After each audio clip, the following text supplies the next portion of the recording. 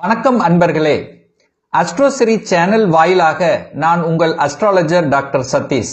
இன்றைய பதிவு 2024 வருடத்திற்குரிய குரு பெயர்ச்சி பலன்கள்.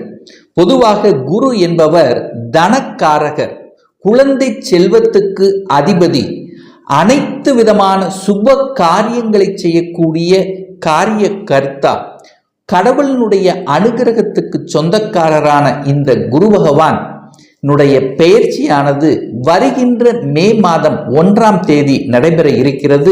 அதன்படி பார்க்கும் பொழுது குரு பகவான் மேச மனையிலிருந்து ரிஷப மனைக்கு பெயர்ச்சியாகிறார். அந்த ரிஷப மனை என்பது கால சக்கரத்தினுடைய 2வது வீடு, அதாவது தனஸ்தானம், குடும்பஸ்தானம், வாக்குஸ்தானத்தில் வந்து அமர்ந்து கொண்டு தனம் சார்ந்த விஷயத்தில் ஏற்றத்தையும் குடும்பத்தை அமைத்து கொடுக்கக்கூடிய நிகழ்விலும் தன்னுடைய பேச்சு வாக்கு பழிதம் கொடுக்கக்கூடிய வகையில இந்த குரு பெயர்ச்சியானது அமைய இருக்கிறது அப்படின்னு சொல்லலாம். அப்ப குரு பார்த்தால் கோடி நன்மை என்கின்ற விதத்தில் அந்த ரிஷப மனையில் இருக்கின்ற குரு பகவான் கன்னி மனையையும் விருச்சிக மனையும் மகர மனையையும் பார்த்து அந்த இடத்தை புனிதப்படுத்த போகிறார். அப்போ ரிஷப வீட்டில் இருக்கின்ற குரு பகவானால இந்த 12 ராசியினருக்கும் என்ன மாதிரியான பலன்கள் என்பதை டீட்டெயிலாக நம்ம இப்ப பார்க்க இருக்கிறோம். விருச்சிக ராசி என்பர்களே, இந்த 2024 வருட பெயர்ச்சியாகக்கூடிய இந்த குரு பெயர்ச்சியால மிகப்பெரிய அதிர்ஷ்டத்தையும் திருப்பங்களையும் சந்திக்கக்கூடிய ஒரு ராசி அப்படின்னா இந்த விருச்சிக ராசி என்பர்களை சொல்லணும். ஏன்னா கடந்த காலத்தில் குரு பகவான் 6ஆம் இடத்தில் இருந்து கொண்டு சுப காரியங்களை செய்யாமல் தடுத்து கொண்டிருந்தார். குடும்பம் சார்ந்த விஷயத்திலும் பூர்வீகம் சார்ந்த விஷயத்திலும் சில பல தொல்லைகள் கொடுத்து கொண்டிருந்ததுன்னு சொல்லலாம். இப்போ அதெல்லாமே விலகிவிட்டது. அப்ப 7ஆம் இடமான திருமணஸ்தானத்தில் வந்து அமர்கிறார். அது சுக்கிரன் கலத்திரக்காரகனுடைய வீட்டில் வந்து அமர்கிறது.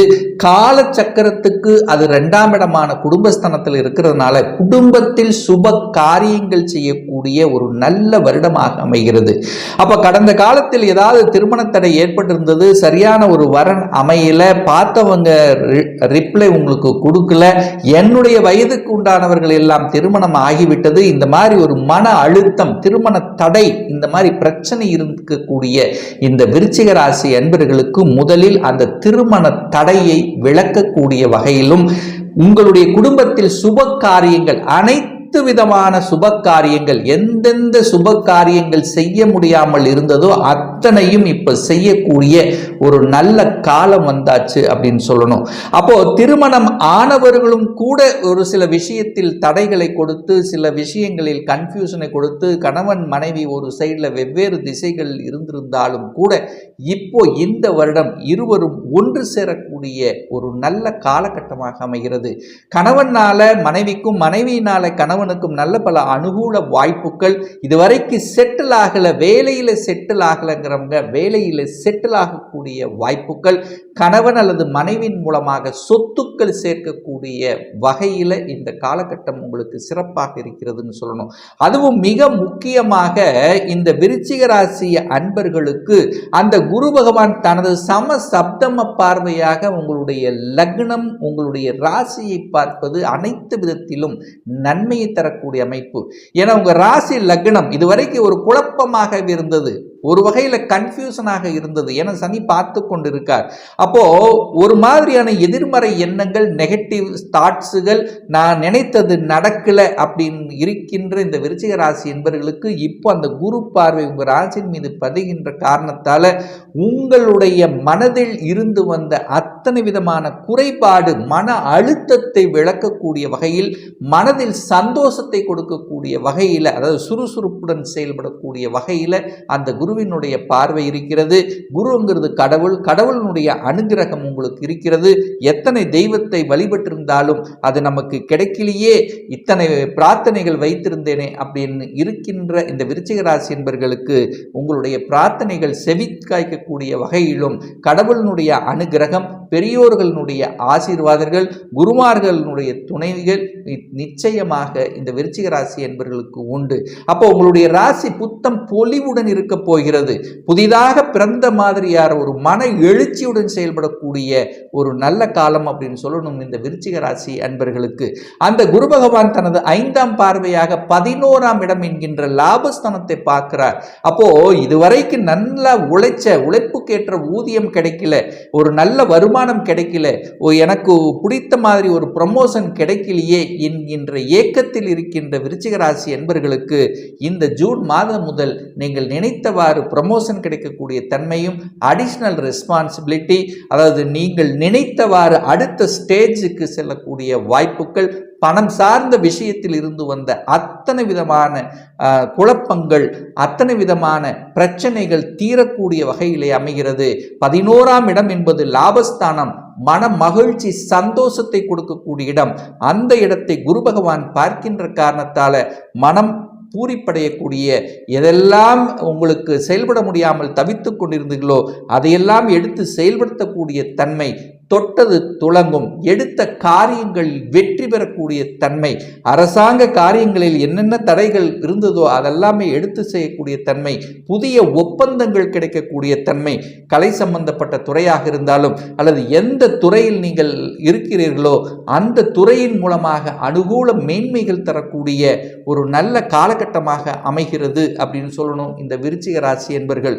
அது மிக முக்கியமாக தனது 9ஆம் பார்வையாக, அதாவது பாக்கிய பார்வையாக அந்த 3ஆம் இடத்தை பார்க்கிறார். 3ஆம் இடம் என்பது முயற்சியை தரக்கூடிய அமைப்பு. முயற்சிகள் பலிதமாகும்.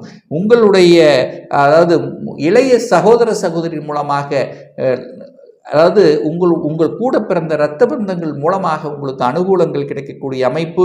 இதுவரைக்கும் பிரச்சனையாக இருந்தது, பூர்வீகம் சார்ந்த விஷயத்தில் பிரச்சனையாக இருந்தது, அதாவது ஒரு பாக பிரச்சனை இருந்தது, வம்பு வழக்கு சம்பந்தப்பட்ட பிரச்சனைகள், ஏதாவது ஒரு தொந்தரவு தடையாக இருக்கு, பூர்வீகத்துக்கு செல்ல முடியல. ஸோ இந்த மாதிரியான பிரச்சனையில் இருக்கின்ற விருச்சிக ராசி என்பர்கள் இப்போ நல்லது நடக்கக்கூடிய ஒரு நல்ல காலம் வந்தாச்சு அப்படின்னு சொல்லணும் இந்த விருச்சிக ராசி அன்பர்களுக்கு. அதே சமயத்தில் பார்த்தீங்கன்னா ஒரு வழக்கு சம்பந்தப்பட்ட விஷயங்கள் இருந்தது, ஒரு அசிங்கம், அவமானம், அதாவது நான் செய்யாத குற்றங்களுக்காக ஒரு தண்டனை. ஸோ இந்த மாதிரியான வழக்கு சம்பந்தப்பட்ட இருந்தவர்களுக்கெல்லாம் அந்த வழக்கிலிருந்து விடுதலை பெறக்கூடிய வகையில் இந்த காலகட்டம் உங்களுக்கு அமைகிறது. திடீர் அதிர்ஷ்டத்தை கொடுக்கக்கூடிய அமைப்பு. ஒரு சிலருக்கு கடந்த காலத்தில் எந்தெந்த விதத்தில் இழந்தீர்களோ, பணம் இழந்தீர்களோ, ஒரு ஷேர் மார்க்கெட்டில் இருந்திருக்கலாம். ஸோ இந்த மாதிரி இழந்த பணம் மீட்டு வரக்கூடிய, அதிலிருந்து மீண்டு வரக்கூடிய பணத்தை சேர்த்தக்கூடிய தன்மையும் இந்த காலகட்டம் உங்களுக்கு இருக்கிறது. அது இந்த குரு பகவான் சுக்கிரனுடைய வீட்டில் இருக்கின்ற காரணத்தால 5க்குரியவன், பூர்வ புண்ணியஸ்தானத்தின் அதிபதியாக இருக்கக்கூடிய அந்த 5ஆம் இடத்து அதிபதி தனக்கு 3ஆம் இடத்தில் வலுப்பெறுகின்ற காரணத்தால நிச்சயமா குழந்தைகள் மூலமாக நல்ல பல அனுகூலங்கள், மேன்மைகள் கிடைக்கக்கூடிய தன்மை. இன்னாரது குழந்தைகள் என்று சொல்லக்கூடிய அமைப்பு. இதுவரைக்கும் குழந்தைகளால மன சங்கடங்கள், கஷ்டங்களை அனுபவித்துக் கொண்டிருந்தவர்கள் இப்போ ஒன்று சேர்வதற்கான வாய்ப்புகள். குழந்தை ஒரு இடத்தில் இருக்கிறது, தான் ஒரு இடத்தில் இருக்கு, பார்க்க முடியலையே, இந்த மாதிரி ஏங்கிக் கொண்டிருந்தவர்கள் அல்லது ஒரு பிரிவினையான தன்மை, கருத்து வேறுபாடுகள் இருந்தவர்கள் எல்லாம் ஒன்று சேர்வதற்கான வாய்ப்புகள், சந்தர்ப்பங்கள் இந்த காலகட்டம் உங்களுக்கு சிறப்பாக இருக்கிறது. அதே சமயத்தில் காதல் சார்ந்த விஷயத்தில் இருந்தவர்கள் கூட காதல் திருமணம் கொண்டு செல்லக்கூடிய வாய்ப்புகள், காதல் சம்பந்தப்பட்ட ஏதாவது ஒரு இடையூறாக இருந்தது, பிரச்சனையாக இருந்ததெல்லாம் இப்போ அது ஒன்று சேர்வதற்கான வாய்ப்புகள், சந்தர்ப்பங்கள் சிறப்பாக இருக்கு. படிப்பு சார்ந்த விஷயங்கள் திருப்திகரமாக இருக்கும். நல்ல படிப்பு படிக்கக்கூடிய தன்மை, படிப்பில் இருந்த அத்தனை விதமான மந்தத்தன்மை விலகும். தான் இதைத்தான் படிக்கணும் அப்படிங்கிற எண்ணத்தில் ஒரு அரசாங்க உத்தியோகத்துக்கு செல்லணும், அரசு எக்ஸாம் எழுதணும் அங்கிற எண்ணங்கள் ஈடேறக்கூடிய வகையிலும், அல்லது இந்த படிப்பு தான் படிக்கணும் என்று கடந்த 3 வருடங்களாக உங்க மனதில் போட்டு அசைத்து போட்டு கொண்டு இதைத்தான் நான் படிக்கணும், ஒரு இன்ஜினியர் ஆகணும், ஒரு டாக்டர் ஆகணும், ஒரு வக்கீல் படிக்கணும், ஒரு சிஏ படிக்கணும், அல்லது என்ன படிக்கணுங்கிற உங்க மனதில் இருந்ததோ அந்த காரியங்கள் அத்தனையும் நிறைவேறக்கூடிய வகையில் அந்த குரு பகவானுடைய பெயர்ச்சி அமைகிறது. ஏதை ஸ்ட்ராங்கா சொல்றேன்னா, அந்த குரு பகவான் உங்க ராசியை பார்க்கிறார், உங்க மனசை பார்க்குது. அப்போ நீங்க செயல்படுத்தக்கூடிய இதுவரைக்கும் நீங்கள் நினைத்து கொண்டிருந்த காரியங்கள் நடக்கக்கூடிய வகையில தான் இந்த காலகட்டம் அமைகிறது. கடன் சார்ந்த விஷயத்தில் பிரச்சனையாக இருந்தது, கடன் அழுத்தமாக இருந்தது, வலியோடு இருந்தவர்கள் அந்த கடனை குறைக்கக்கூடிய வகையில் அதுக்கான ஒரு சந்தர்ப்ப சூழ்நிலைகளை நிச்சயமாக உருவாக்கும். ஸோ வேலையில் ஒரு நல்ல மாற்றத்தை நீங்கள் எதிர்பார்க்கலாம்.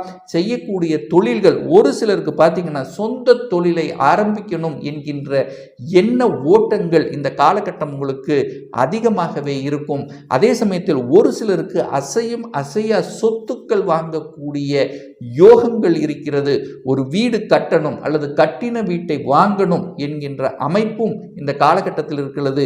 அல்லது நாம் பூர்வீகத்தில் போய் அமர்ந்து அந்த பூர்வீகத்தில் ஒரு வீடு கட்டணும் என்கின்ற எண்ணங்கள் இந்த காலகட்டம் உங்களுக்கு சூட்டபிளாக இருக்கிறது.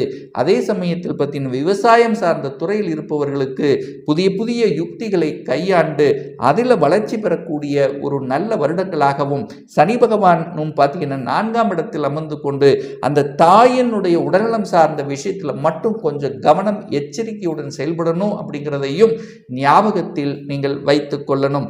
அதே சமயத்தில் பார்க்கும் பொழுது ஒரு நல்ல தெய்வ வழிபாடு, அந்த குருவினுடைய பரிபூர அருளை நீங்கள் பெறணும் அப்படின்னா ஒவ்வொரு வியாழக்கிழமை என்று தட்சிணாமூர்த்தியை சென்று வழிபடும் போது நிச்சயமாக அந்த குருவினுடைய அருள் நிச்சயமாக கிட்டுங்கிறதுல எந்தவித மாற்று கருத்தும் கிடையாது.